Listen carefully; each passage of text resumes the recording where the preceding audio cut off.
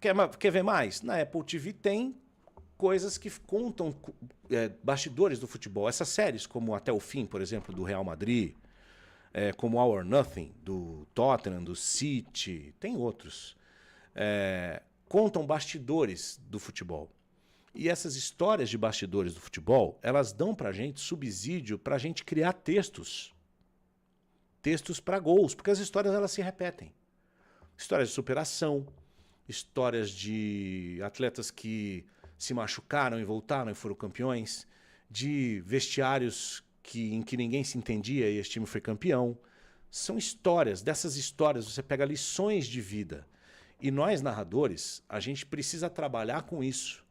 Porque o futebol imita a vida e a gente se conecta com os nossos ouvintes e telespectadores quando a gente usa isso. Quando a gente traz exemplos do esporte para a vida em momentos icônicos.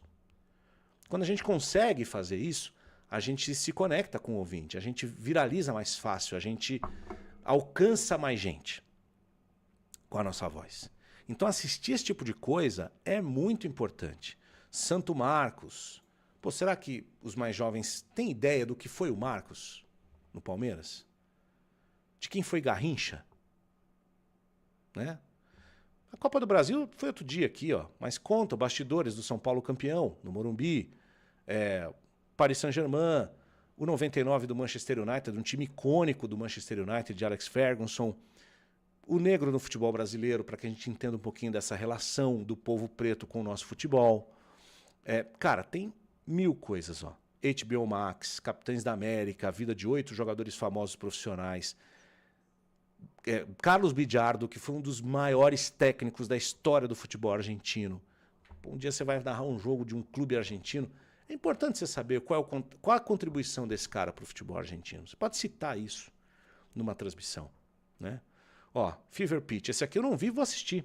Ascensão da Premier League. Pô, eu faço futebol inglês. Então eu preciso saber. Né? Afinal de contas, o que está por trás da criação da Premier League e por que ela virou o que ela virou? No Globoplay, uma série de coisas sobre o futebol brasileiro. Aqui, o tempo dos bad boys que a gente falou. Esse acesso total é muito legal, é recente. Artilheiros, que conta muita coisa sobre futebol. Penalidade máxima são entrevistas cara a cara. A mão do Eurico. Tem um do Bangu que eu esqueci aqui também, do Castor de Andrade, que é legal assistir. Homens de Preto, que são entrevistas com ex-árbitros.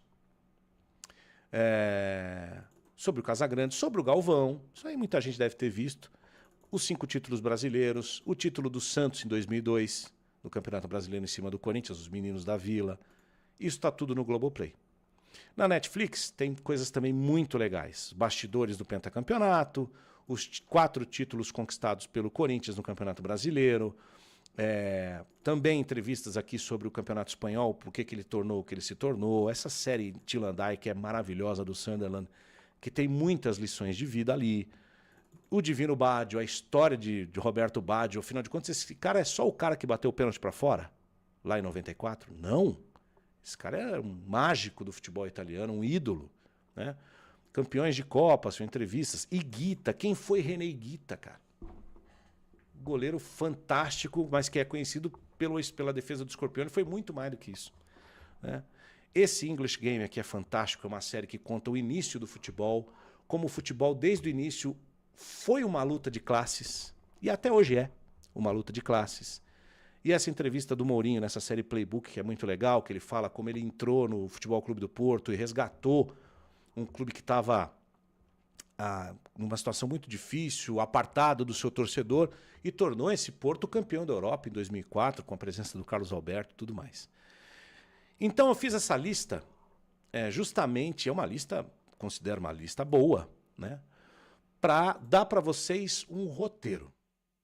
Eu tenho certeza absoluta, né? O Tito Fonseca está aqui. Grande Tito! É bom assistir até para lembrar as coisas que vimos. Outro dia parei para ver Uruguai e Gana de 2010 completo e descobri que, apesar do finalzinho épico, foi um jogo horroroso. Foi um jogo horroroso, cara. Foi um jogo horroroso. Eu vou começar a contar histórias minhas das Copas do Mundo nos meus conteúdos daqui a pouquinho.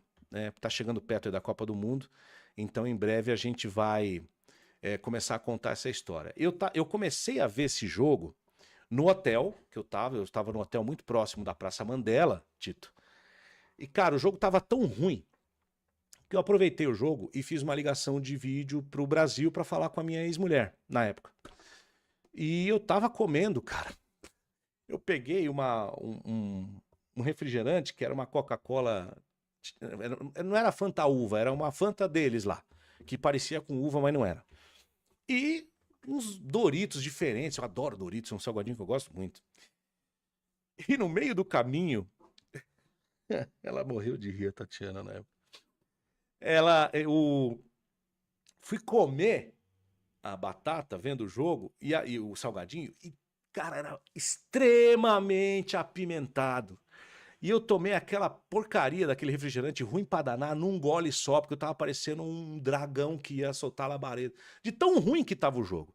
Aí, quando o jogo virou aquela loucura, eu saí correndo do hotel, atravessei a rua e fui pra Praça Mandela jantar com os meus colegas lá do Terra. E a gente viu o final do jogo ali, no restaurante em que eu comi carne de viado, com E de escola. Antílope mesmo.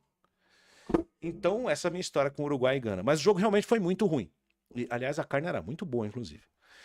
Então, assim, às vezes a gente precisa assistir tudo para ver detalhes e conhecer mais. Então eu queria, essa live é um pouco mais curta, porque daqui a pouco eu tenho uma consulta médica, então tenho que me preparar para isso, tal, aqui em casa mesmo, online. Mas eu queria prestar esse serviço, sabe? Então eu vou deixar aqui